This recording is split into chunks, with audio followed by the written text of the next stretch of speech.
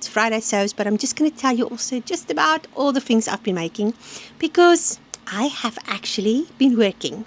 The first thing is we sorted my chair out and I actually am much more comfortable sitting here. I also put a carpet and a rubber mat for the foot so it doesn't move around. Very happy about that. I'll most likely have a vlog by the weekend not about the process, just about what I've been up to.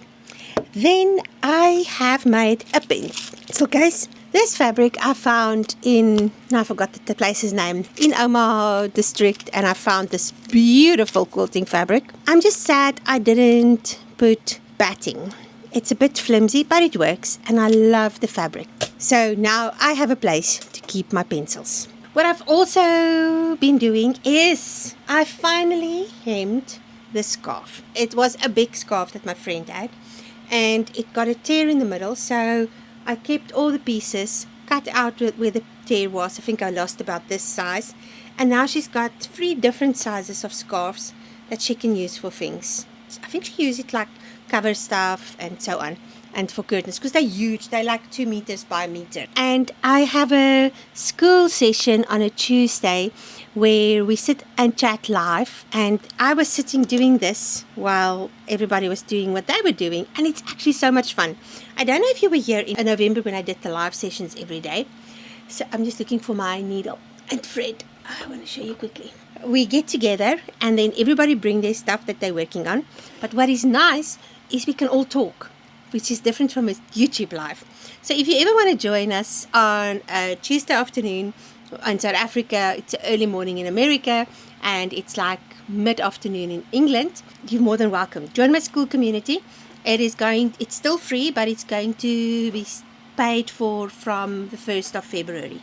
So if you join now, you can still get the lifelong free access.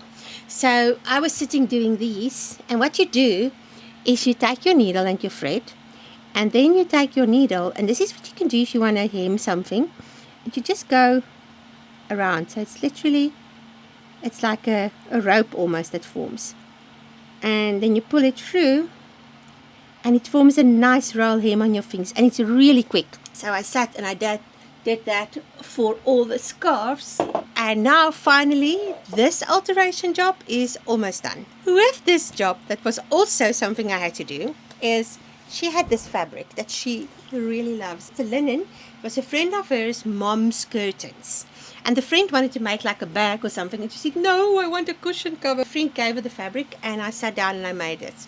Now in my stash I had some of this raw silk. It was like a funny pink when I got it, and I over dyed it this green. I actually sent it away to be dyed, and it came out beautiful. Now I've always wanted to make pants out of it, but when I saw how nicely it matched the green in there, I just had to use it. So these are done now, and I just gave it one of those zips that you measure per meter, and they open up like this, and then she can put normal pillows in. If you take a feather normal sleep pillow, it will fit in here, and then you can put it anywhere and it looks beautiful. Oh, I forgot to say it in the beginning. Good morning, my name is Katinka and I'm the seamstress at the cottage. We also spoke about Friday Sews. That was a hashtag that was started by Jen from Today in Jen's Sewing Room. Done my admin, let's continue. Sewing is so much more fun than to introduce yourself or to talk about hashtags. So I finished these 2 and she can fetch them today, and I'm so glad I sacrificed my good fabric because it looks stunning. The next thing, the same friend ordered a dress. I made a dress long ago for me, 2 years ago, and I loved it. It was like out of a block print cotton in like a rust color. And when I was in South Africa that year, I was spending time with this friend, and she complimented my dress. Now my sister always said to me, you need to stop giving everything away. And that was something I figured out a while ago, is that firstly, I didn't believe that I deserved nice things. You know, sometimes we have all these warped ideas in our head. I actually would really be angry with my friend if she would ever tell me this, any friend, that, oh, other people deserve good things, but I don't.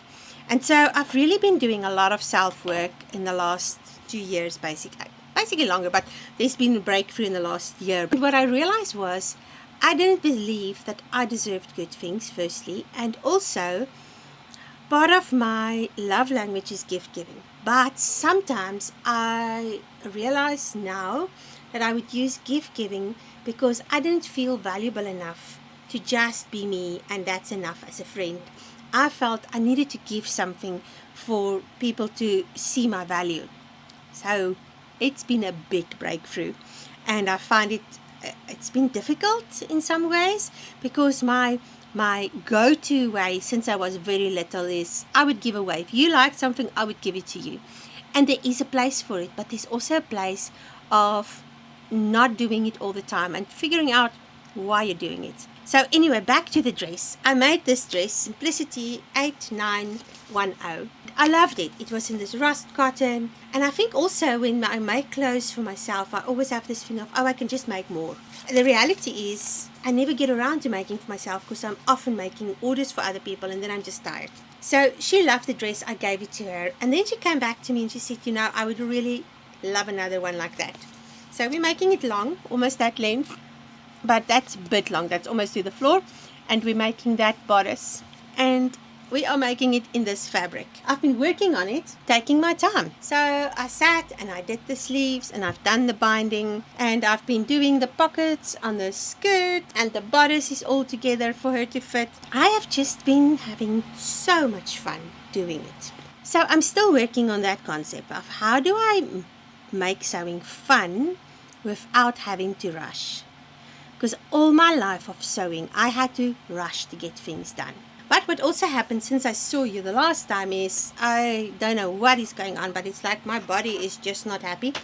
So I've started going to the chiropractor and getting stuff sorted. I've also started swimming. My shoulder is so much better from the swimming. I can still feel it, but it's not that excruciating, numbing pain where if I did this or this, I wanted to cry. It was literally this whole muscle just went into a spasm. But with that, my lower back, I've been talking about the fact that I struggle with sciatica. It got so bad that I was living on pain tablets. So I've had my second session this week on Tuesday, and there's a big difference. I've also been very snoop on the painkillers and the anti-inflammatories because it's really not good for you. And because I've been in pain for so long, I've been taking more and more just to cope and to do the things I have to do. So I cut back completely. I might have taken one a day and just work with the pain. And so one of the things that I've also realized is sometimes you have to just break the pain cycle so that you can continue. So for 2 days, I actually took the painkillers the way that you're supposed to, and it broke that cycle. And today is the first day. There's a little bit of pain. I would say it's about a number 4, but I am not in that constant, so tired of the pain that you can't function situation. And I'm so thankful for that. So I can actually sit here and I can move around and nothing is complaining. I feel it when I get up, but that's it. So I won't overdo it. I'm going to work on this. I'm waiting for the client to come and fit, and I'll just take my time working on this. But what it did for me is it actually forced me to slow down a little bit.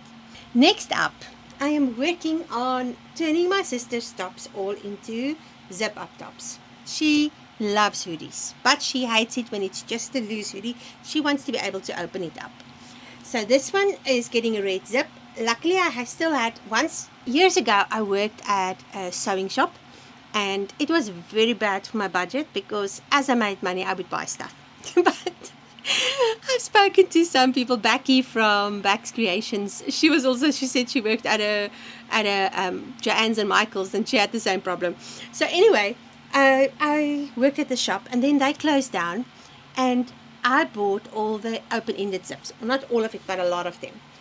Now I think I did buy all of them. But anyway, so I've got this whole stash of open-ended zips that's now really expensive, and I think it was really cheap. It was like maybe 2 rand a zip. So that's like maybe 50 cents. And I bought them all. And now I'm just going through my stash and I'm just using up the zips, which is so awesome because now if I have to buy this, it's like 20 rand a zip. So anyway, I have the zips, and these are the jackets that I need to do. And it does have names in the middle, but it's okay. She doesn't mind if they have a thing going down. And then this one. But then also I need to change a few things. This is a top. that I have to make smaller, and then there's another top that I just have to give slits and round the edges, and then also give a new elastic to her pajama pants because it's falling down. Then there's some other orders, but I haven't started with them yet. So I think I need to just focus on finishing these things, and then I can continue with the next thing. So yes, there has been a lot happening. I actually am sitting here at the moment as we talk, working on the last of the pleats for this dress. And that's the one thing of this dress. I love how easy it is to make and how amazing it looks. I've not found anyone, like I'm an apple and I always struggle to find things that is flattering on me. And on me, if I make this dress, I just need these pleats, I need to make them shorter. And on my friend who's a pair, for her, the pleats need to go down so we can accentuate her waist. And on another friend who's more like her shoulders are wider, she looks stunning in this dress. So yes, this pattern, Simplicity 8910, is really a nice pattern for most figures. On my body, the back is a bit low. I need to make it higher because I do have a butt. So you might have to just do a muslin and test it. But I find it is really one of those dresses that most people look really nice in. I'm really working on the point of trying to find patterns that I can make over and over again that works for my body. Because I'm tired of making stuff that doesn't fit properly and then I don't wear it. Because I find that that's also adding to the problem of overconsumption. And what I also found was I got to a place where I was just buying fabric and buying patterns to make the next best thing, or for the fact of I want to make something. And this is why I love also working for other people, because it gives me opportunities to make things that I love and make the patterns that I want to make, but not make it all for me, because that gets really overwhelming sometimes when you walk to your cupboard and it's so full of all these things that you've made, and half of it I hate. So for me, this last few years was so therapeutic, basically, because I couldn't have tons of things. I mean, when I was in America, I did make a lot of things, but a lot of them I gave to friends, and I actually made them with those friends in mind. Look how pretty that is. Oh, I love this pattern. I want to make things that I know will look good on me. I do want to try different patterns still, but for that I will do muslin, because in the end it's worth the time and the effort. For clients, I sometimes will do muslins, sometimes I will just fit it on their bodies. I recently made a few dresses for a client for a shop. She wears them as a uniform, and I'm so sad I never made a pattern of the pattern that I draw up for her. So now she will have to bring me back the dress so I can draw the pattern off. And I'm really trying not to make double work for myself for this year. The question I want to ask you today: do you wear everything that you make? Do you love everything that you make? And how do you handle that point of overconsumption? And does it bother you to have overconsumption? I think for me, at one stage, I was working as a volunteer in very poor environments.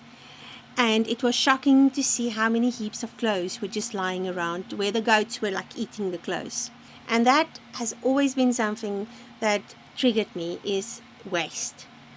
And I think if it makes you happy and you wear it, then it's good. But sometimes I also think there's a place where we watch all these videos of everybody making these beautiful things, and I get FOMO. And then I want to jump on that bandwagon, even though I know that thing is not really for me, but I still want to make it. So my challenge this year, and if you want to join me, that would be fun, is to use up my stash. So it's figuring out those small little things at the moment that really makes me consider what I make. So this year, I am not going to have quick dopamine hits. I'm going to work on that. I realized that with cell phones and scrolling and all of those things, a lot of our brains got addicted to quick dopamine hits. And research show that the amount of dopamine that your brain releases if you have delayed gratification is actually so much more, and your brain uses it so much better. So for this year, I'm not going to rush. I'm going to trust the process, and I'm going to make the things that I really want to make. But most of all, I want to have fun. I have this amazing sewing room, which I worked really hard to put together. And I found myself within, I think it was like 3 days, thinking, oh, I need to change this and I need to change that. And I don't want to do that anymore. I really want to appreciate what I have and appreciate the things around me, because it's not about things, but it's so nice to have this space, because a lot of people don't have spaces like this. It is so nice to have my study over there with the beautiful greens that I find so relaxing. And I was constantly thinking of what next. And so I'm really making a point of not constantly consuming what other people are doing, because I know my personality, I have big FOMO, and also to appreciate what I have. And I don't know if this video is helping you at all. I know it's a bit different from the normal thing, and most likely by now you've left me because I've been rambling. But thank you for watching, and I always appreciate each of you spending time with me. And if you want to see some of the things I've been up to, then there's a playlist that will pop up here with all the live sessions, and there's another one that will pop up here with my latest makes and adventures. Thanks for watching. I'll see you in the next one. Goodbye.